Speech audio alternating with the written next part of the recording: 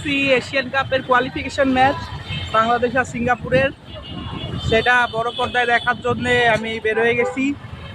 ঈদের ছুটি চলতিছে, এখন আসি নিউ মার্কেটে। আমরা নিউ মার্কেট যদিও আজকে বন্ধ, শিববাড়ির দিকে যাইতে হবে। শিববাড়িতে খেলা দেখাবে বড় পর্দায়, যাই ঘুরে আসি। আমরা শিববাড়ি গোল চত্বরে চলে আইছি, আর ঠিক আমার পিছনে এই যে এই জায়গাটাতে খেলা দেখাবে, তার প্রিপারেশন চলতেছে এখনও, যদিও ঘন্টাখানিক বাকি আছে খেলা শুরু হওয়ার। তবে এটা মনে হচ্ছে একটা এল ক্লাসিকোর মতো একটা ব্যাপার স্যাপার হয়ে গেছে বাংলাদেশের মানুষের জন্যে। তাহলে চিন্তা করেন, বাংলাদেশ যখন বিশ্বকাপ খেলবে, এই জায়গাটা দিয়ে আর কোনো যানবাহন চলাচল করতে পারবে না। ইভেন কোনো জায়গাতে বাংলাদেশের সব জায়গায় মনে হয় ব্লক হয়ে যাবে, এরকম একটা অবস্থা হয়ে দাঁড়াবে।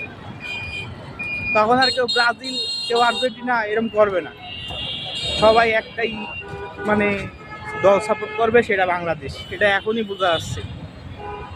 হোপ ফর দ্য বেস্ট, দেখা যাক কি হয় আজকের খেলায়।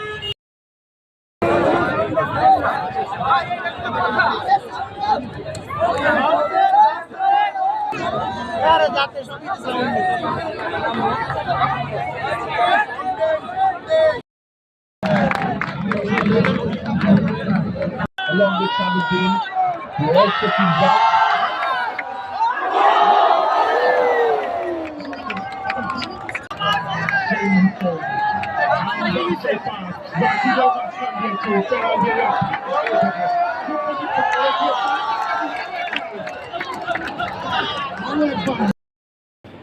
বাংলাদেশ টিম আজকে অনেক ভালো খেলিছে,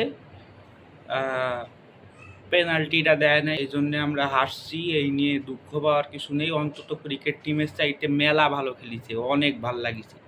ছোটো বাচ্চারা, ধরেন ছোটো বাচ্চারা খেলছে, চোখে চোখ দিয়ে খেলিছে, এটাই অনেক। এখন আবার কেউ ওই দেব চৌধুরী আর রিয়াসাদ আজিমের কথা শুনে কাউরে মাথায় তুলে দিয়ে না বা কাউরে নামায় দিয়ে না। এরা এই দুইজন ক্রিকেটকে ধ্বংস করেছে, এরা এখন ফুটবলের পোঙ্গায় লাগিছে, ঠিক আছে? এটা কেউ করেন না, না করে এদেরকে সাপোর্ট করেন। এরা একদিন দেখবেন বিশ্বকাপ খেলবে, আর ক্রিকেট টিমের কথা সবাই ভুলেই যান।